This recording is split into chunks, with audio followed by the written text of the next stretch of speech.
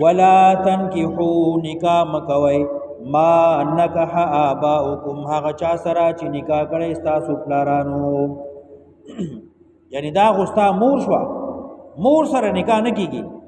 من النساء د زنانونا الا مگر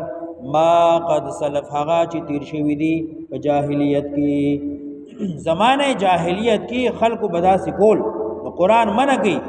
چې چا کمی زنانه سره ستا پلار نکاح وادو کو واغستا مور او نیا د هغه سره نکاح نه کیږي انه کان فاحشه ومقتا یقینا دغه کار د به حیا دی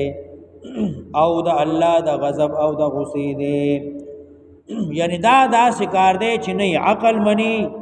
نه شرم منی نه اخلاق منی نه رسم منی نه رواج منی دا شکار مکوئ وسا سبیلا سبدا طریقه دا بدلار